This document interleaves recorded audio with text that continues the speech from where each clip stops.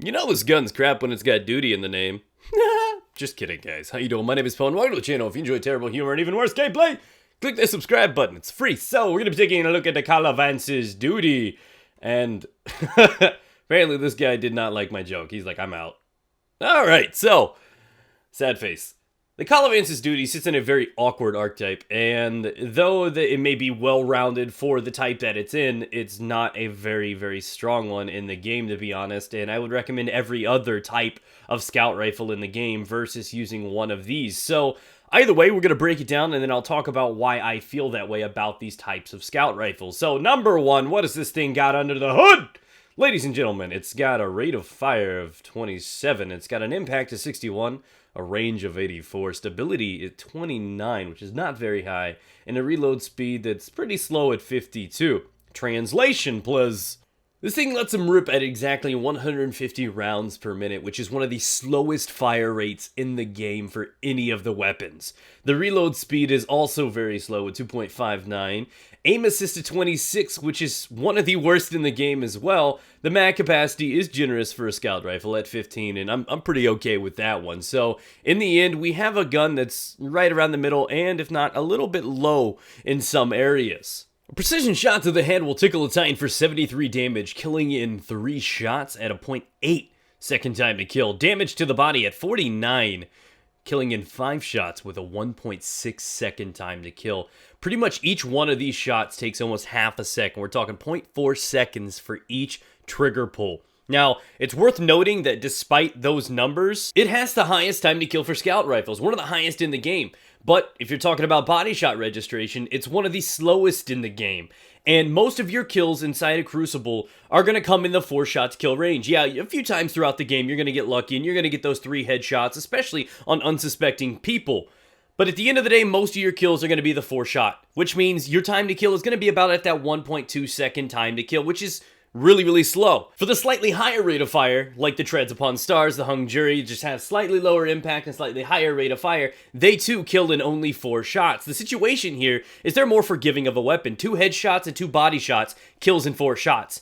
This gun has to have all 3 headshots for it to have an acceptable time to kill. You miss just 1 shot, and it's in a very slow time to kill. One of those shots is a body shot instead of a headshot. You're in a very uncomfortable position. So at the end of the day, this is a high-risk, high-reward weapon, meant for something like Sky Shock or Bastion, those long-range maps where you can pop people down, use that range to your advantage, and do it. Because when you get into heads-up gunfights, the slow rate of fire also triggers in this other drawback, and that is leaving you vulnerable. So during and in between each one of these shots, people are going to be shooting you, adding to your flinch, making it harder for you to land those necessary headshots. I am a firm believer that this tier does not belong in PvP. Can you find success with it? Oh, hell yeah. It's like the Cositus, it's like the Last Extremity, the Jade Rabbit for the PlayStation users. You can find success with this weapon. But if you're using this weapon instead of a Mida, or pretty much any other scout in a different archetype in the game, you're putting yourself at a disadvantage. These guns really do outperform this tier. This tier just has no place in Crucible. Can it be used? Yeah. But so can the No Land Beyond. Is it functional? Not really. Is it fun? Maybe. Can you use it? Obviously. But it's not really got a place in the game. And PvE, it's a different state. Obviously, it hits harder. So if you roll it out with like crowd control or something, you got some really, really awesome stuff. So that leads us into the next part. What kind of perks are you going to want to be rolling on this thing if you are looking to use this thing inside a Crucible or for PvE experiences? My dream PvP rolls on this thing are Life Support, High Caliber Rounds, and Third Eye. Life Support is really, really useful because the additional regen is awesome. I mean, the slower time to kill means you're going to be vulnerable a lot longer, you're going to take more damage than you would with other guns. That occasional regen will come into play. High Caliber Rounds is probably the most important perk on this gun for me in PvP. The extra flinch is just so important. Like I said, that 0.4 seconds between every shot leaves you vulnerable. So when you're dealing with doctrines or pulse rifles, anything that's going to keep you flinching, you want to be able to counter that as much as you can. You start making them flinch more, that's less shots hitting you, less precision shots hitting you. The longer time you can stay in those gunfights and sustain yourself longer. High Caliber Rounds is huge for PvP. Third Eye is more useful on this weapon weapon than it is in most. You're going to spend a lot of your time aiming down sight, trying to pick people off from afar. You're going to be more conservative. That third eye will let you know when people are pushing on you and you need to evade and get out of the way. It's probably super crucial for this build, to be honest. Now for the PvE role, you got triple tap, high caliber rounds, and outlaw. Now, crowd control wouldn't be the worst thing in the world in middle, but triple tap will definitely outperform that in PvE. You have high caliber rounds because, again, slower rate of fire means you're vulnerable. That's going to help you stagger the big tankier critters. You're talking about your knights and stuff like that. So that actually adds extreme value and allows you to put out a lot of damage on them too. So there's good because it is a high impact scout rifle. So those work well together. The triple tap and the high caliber rounds are probably the two most important. I say outlaw at the end because reload speed is great. More damage, quicker reloads. It makes a difference. But there's a couple acceptable ones in that final bubble. Your call, your preference.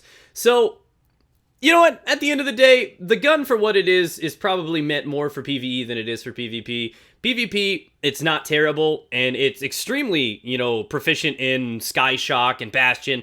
But the point is, there just really aren't maps like that anymore. Out of the most common of maps played nowadays, the only one that's kind of semi-acceptable to use a weapon like this would be Bannerfall if you're sitting and sniping from afar, or if you're going ahead and play Widow's Court or something. There's not too many maps built to have the strengths of this weapon to shine. So like I said, any other scout is better, seeing as how the next tier down, which is the most common scout rifle used, it kills in an average of 1 second per time to kill. This one generally kills in an average of 1.2 seconds to kill. At the end of the day, the risk is probably going to outweigh the reward. I recommend this one to be a Vault Queen. Just keep it, save it, but it really does not have a lot of function. That's about it, guys. Be sure to subscribe, leave a like to support the video, and if you have any other guns you want to see, leave a comment down below. Continue browsing the channel by clicking one of the videos on your screen.